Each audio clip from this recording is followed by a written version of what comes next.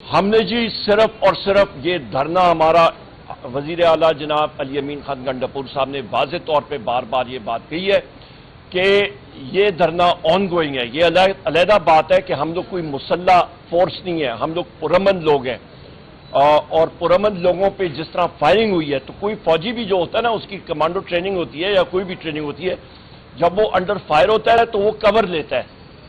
ہم لوگ کوئی قلعہ فتح کرنے کے لیے نہیں گئے کہ وہاں پہ ہم لوگ جا کے کوئی وہاں پہ اس کا مقابلہ کریں گے۔ ہم لوگ پرامن لوگ تھے۔ جس وقت لائیو فائر ہوا، جس وقت سنائپر فائر ہوا، جس وقت شدید ٹیئر گیس شیلنگ ہوئی، تو وہاں سے لوگوں نے وہ ڈی چوک خالی کیا اور وہ پرامن طریقے سے چلے گئے۔ ہمارے بہت سارے لوگ شہید ہوئے، اور بشرا بی بی صاحبہ، ہمارے وزیر اعلیٰ علی امین خان صاحب اور میں خود، ہم لوگ وہاں پہ ان کی گاڑی میں بیٹھ کے ادھر سے نکلے۔ ویڈیو فوٹیجز بھی موجود ہیں۔ اور اس کے بعد جو قاتلانہ حملہ وزیر اعلیٰ صاحب پہ ہوا، بشرا بی بی صاحب پہ ہوا، میں خود وہاں پہ موجود تھا، ہم ساروں پہ ہوا، اور پھر رینجرز خیبر پختونخوا کی دھرتی پہ بن بلائے وہاں پہ وہ آئے۔ انہوں نے وزیر اعلیٰ صاحب کو کڈنیپ کرنے، ابڈکٹ کرنے کی ان کا ارادہ تھا، اسیسینیٹ کرنے کا خدا نخواستہ ارادہ تھا، قاتلانہ حملہ تھا، ورنہ وہ کیوں آتے؟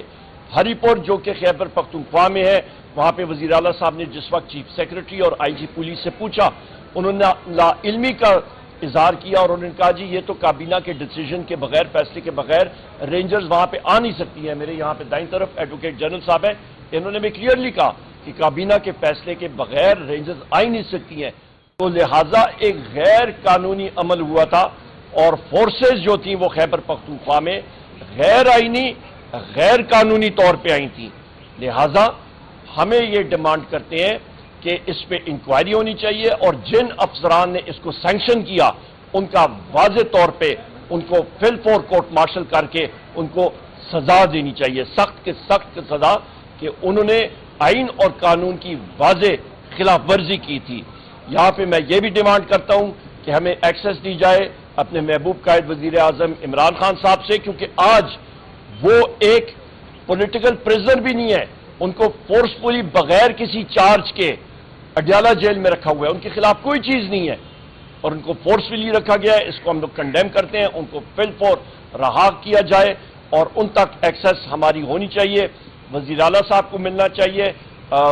علی امین خان گنڈاپور صاحب کو وزیر اعظم عمران خان صاحب تک رسائی دینی چاہیے، ان کے خاندان کے ممبران تک کی رسائی جو ہے وزیر اعظم عمران خان صاحب تک ہونی چاہیے۔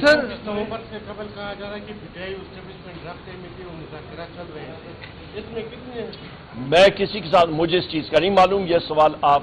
وزیر اعلیٰ علی امین خان گنڈاپور صاحب سے پوچھ سکتے ہیں۔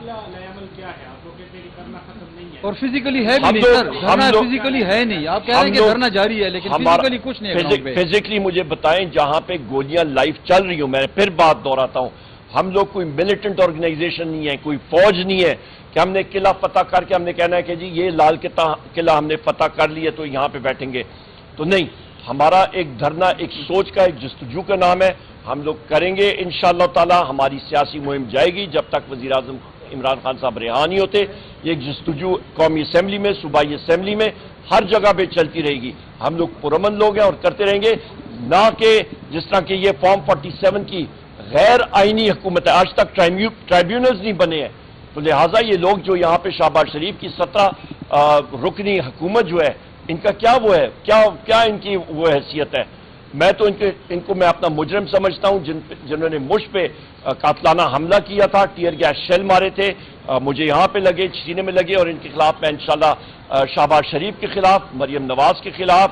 آئی جی پنجاب ڈاکٹر عثمان انور، اور جو ڈی پی او اٹک ہے غیاث،